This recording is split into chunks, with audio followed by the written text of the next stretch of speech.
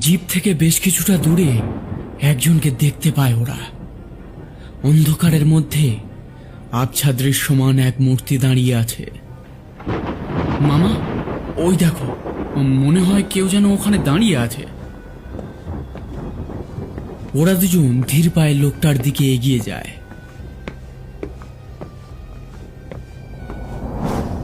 লোকটার কাছে এগিয়ে গিয়ে দেখে একটা বৃদ্ধ লোক লণ্ঠন হাতে দাঁড়িয়ে আছে।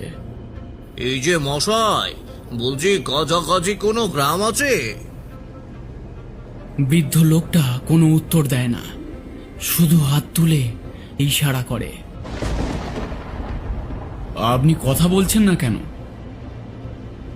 তোদের সামনে এখন অনেক বড় বিপদ। মানে? গ্রামের দিকে যাবি ভাবছিস নাকি? গেলে ফিরতে পারবি তো? ফিরতে পারবো না মানে? কি বলছেন, একটু খোলসা করে বলুন তো। গ্রামে গেলে আর প্রাণ নিয়ে ফিরতে পারবে না বাচ্চা। বৃদ্ধ লোকটা হাতে ধরে থাকা লণ্ঠনটা ফেলে দেয়। তার সাথে সাথে একটা তীব্র আলোর ছটা ওদের দুজনের চোখ বন্ধ করে দেয়। চোখ খুলতেই দেখা যায় বৃদ্ধ লোকটা আর সেখানে নেই। মামা, লোকটা কোথায় গেল? সেটাই তো বুঝতে পারছি না, কোথায় উধাও হয়ে গেল লোকটা। যাকে যাক, আচ্ছা পাগল লোক মাইরি, কি সব ভুংচাং কথাবার্তা বলছিল। বাদ দে, চল জিপে গিয়ে বসি।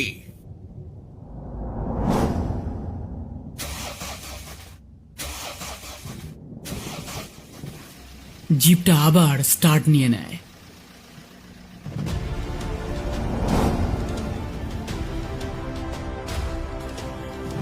ওরা কিছু দূর এগোতে সামনে একটা কাঠের বোর্ডে একটা লেখা দেখতে পায়, কেদালি গ্রাম। এই গ্রামটার নামও কেমন অদ্ভুত।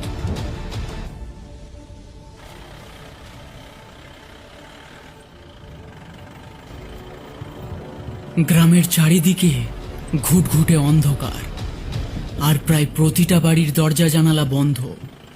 কিন্তু কয়েকটা বাড়ির জানালার ফাঁক দিয়ে কিছু মানুষ অদ্ভুতভাবে তাকিয়ে আছে, আর যেন ফিসফিস করে ওদেরকে কিছু বলতে চাইছে। মামা, ওরা অমন ভাবে তাকাচ্ছে কেন আমাদের দিকে? আচমকা একটা বৃদ্ধ লোক ওদের গাড়ির সামনে এসে দাঁড়ায়। লম্বা চেহারার বৃদ্ধ লোকটির হাতে একটা লাঠি। লোকটি তার হাতের লাঠিটা একবার মাটিতে ঠুকে গ্রামবাসীদের উদ্দেশ্যে ধমক দিয়ে বলে ওঠে, সাবধান, কেউ কোনো কথা বলবি না, নইলে। ওরা দুজন হতভম্বের মতো দেখে যারা উঁকি দিয়ে ওদেরকে দেখছিল তারা সবাই এক ঝটকায় জানালা থেকে সরে যায়। ওদের মনে সন্দেহ বাসা বাঁধে, এই বৃদ্ধ লোকটি কে? এর একবার বলাতে সবাই অমন ভয়ে ঘরে সিটিয়ে গেল কেন? এই কারা তোরা? আমাদের গ্রামে এত রাতে কি করতে এসেছিস? হ্যাঁ? কৌশিক গাড়ি থেকে নেমে বৃদ্ধ লোকটির কাছে এগিয়ে যায়। আগে মশাই, আমরা জঙ্গলে শিকার করতে এসেছিলাম। ফেরার পথে গাড়িটা হঠাৎ বন্ধ হয়ে যায়। এত রাতে আর এই গাড়ি নিয়ে ফেরা ঠিক হবে না ভেবে আপনাদের গ্রামে আশ্রয়ের জন্য এসেছিলাম। যদি আপনি আজ রাত্রুকু একটা থাকার ব্যবস্থা করে দেন তাহলে আমাদের খুব উপকার হয়। এই গ্রামে এসে তোরা অনেক বড় ভুল করেছিস, তোদের আর ফেরা হবে না। তোরা ওই এই গ্রামের পাষণ্ডদের মতো চিরকালের জন্য বন্দী হয়ে থাকবি। কি সব যাতা বলছেন?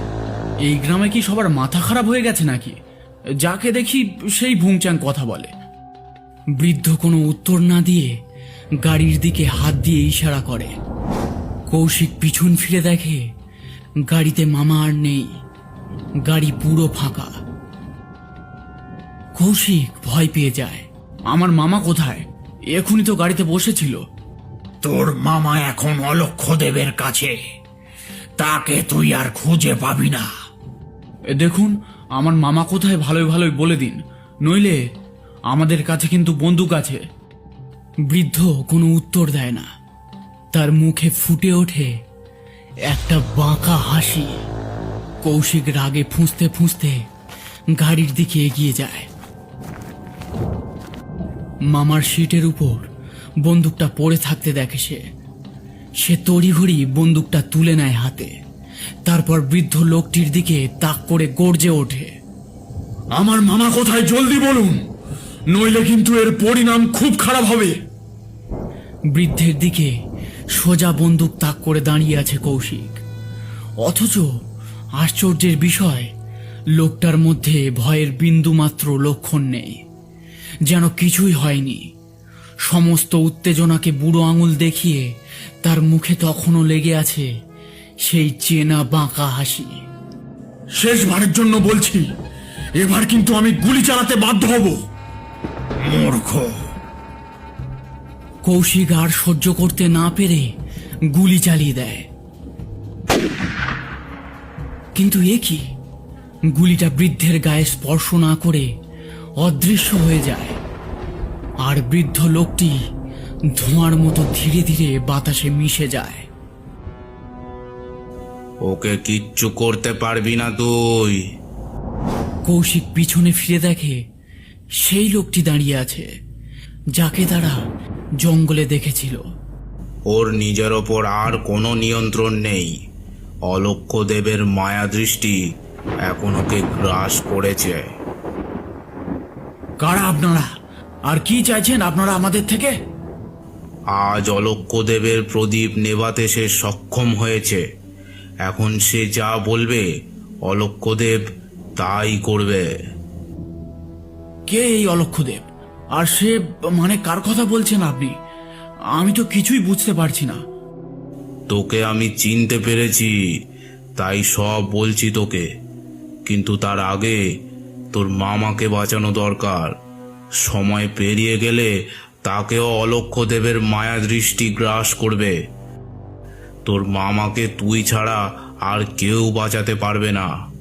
তুই গাড়িতে গিয়ে বস আর মন্দিরের দিকে চল। আমি তোকে মন্দিরের পথ বলে দিচ্ছি, আর এখানে কি হচ্ছে সেটাও বলছি।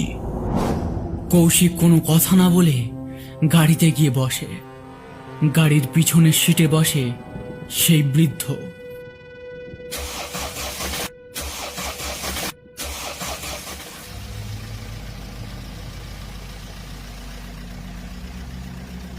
আজ থেকে 100 বছর আগের কথা। এই কেদালি গ্রামে তখন ওলন্দাজ আর ব্রিটিশ সাহেবদের আনাগোনা ছিল। গ্রামের জমিদার ছিল উগ্র আর অত্যাচারী। সে নিজের ক্ষমতা আর সম্পদ চিরস্থায়ী করার জন্য তান্ত্রিকদের ডেকে এক নরবলির আয়োজন করে। কিন্তু সেই বলির রক্তে জেগে ওঠে এক অশুভ শক্তি, অলক্ষ্য দেব।